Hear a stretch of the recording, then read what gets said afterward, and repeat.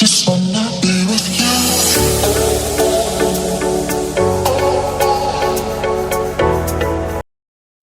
हाय friends नमस्कार welcome back to my YouTube channel. देखो आम आज ये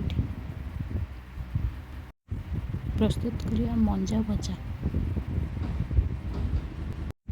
तापाई आम ये मंजाटा भल भाव धोईदे तार चोपा छड़े एवं देखते ताको पिस पिस कर काटू।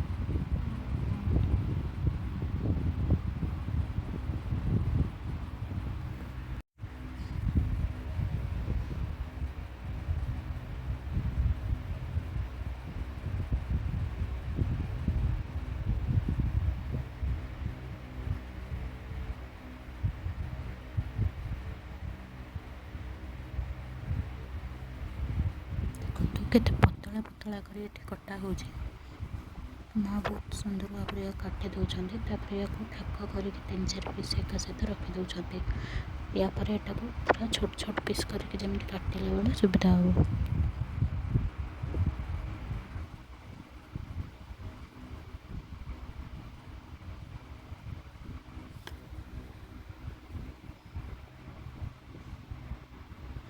आपको एमती आम छोट छोट पीस कर काटिदेव।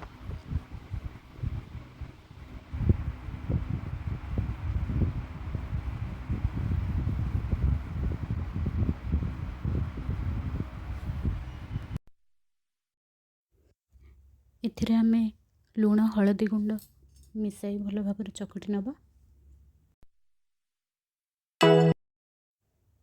एटा चकटिले मंजाटा पूरा नरम होता है और बाकी जी पानी बाहर कथा ए बाहर जाए।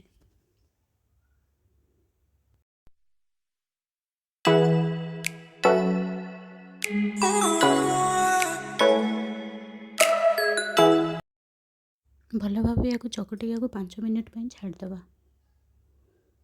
ये गोटे मसला पेस्ट कर नहीं सोरिष कंचा लंका रसुण रे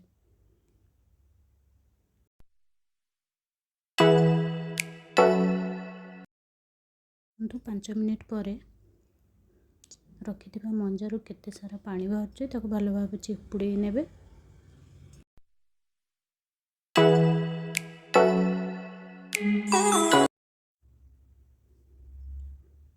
ଏବେ ଦେଖନ୍ତୁ ଏଥିରୁ କେତେ ସାରା ପାଣି ବାହାରିଲା। ଏଇଟା ଯଦି ରହି ଯାଇଥାନ୍ତା ମଞ୍ଜାର ଟେଷ୍ଟ ବିଲକୁଲ ବି ଭଲ ଲାଗିନଥାନ୍ତା। ଏବେ ଆମେ କଡ଼େଇଟିକୁ ଗରମ କରିନେବା। କଡ଼େଇଟି ଏଠି ତାତି ଯାଇଛି। ଏବେ ଆମେ କିଛି ସୋରିଷ ତେଲ ନେଇଯିବା।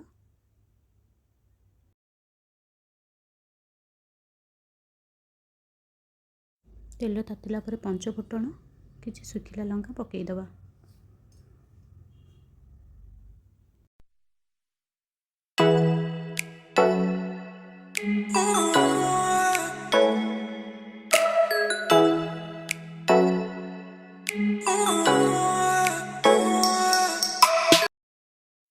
रखि मंजा को ए पकईदवा। जेहेतु आम आगुरी ये लुण पकईकि मंजा को चकटी थिलु एबे आ लुण पकईवा किसी दरकार नहीं।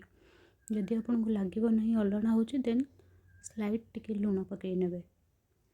या भल भाव में घांटे लो टू मिडिल फ्लेम रे या आम ढांकी देकी छाड़देवा 5 मिनिट।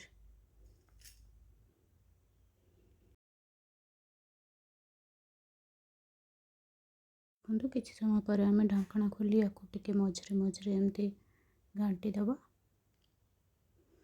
एबे किछि रसुण को छेची रसुण कंचा लंका को छेची रखी आउ सोरिष मसला ये दुईटा को आम ए पकईदबा।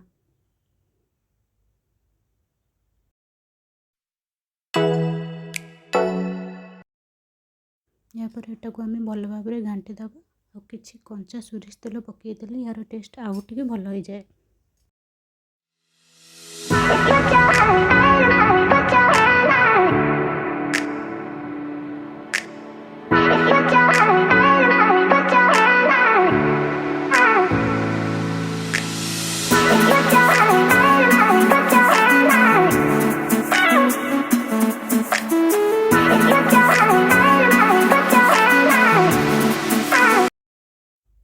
ଲାଗୁଛି ପାଖାପାଖି ମଞ୍ଜାଟା ହେଇସାରିଲାଣି। ଏବେ ଆମେ ୟାକୁ ବାଡ଼ି ନେବା। ଦେଖନ୍ତୁ ଏଠି ଆମର ପ୍ରସ୍ତୁତ ହୋଇଯାଇଛି ମଞ୍ଜା ବେସର ଭଜା।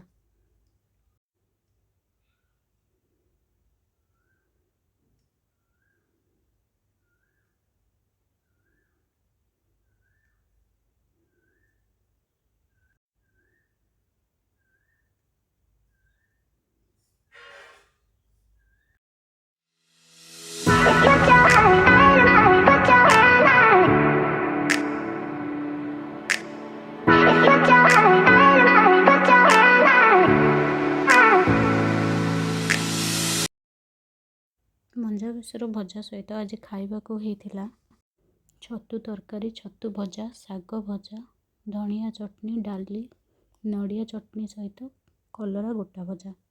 ଯଦି ଆପଣଙ୍କୁ ଆଜିର ରେସିପିଟି ଭଲ ଲାଗିଛି please like, comment, share and subscribe କରିନେବେ। ଏ ଭିଡ଼ିଓଟି ଦେଖିଥିବାରୁ ବହୁତ ବହୁତ ଧନ୍ୟବାଦ। ଜୟ ଜଗନ୍ନାଥ।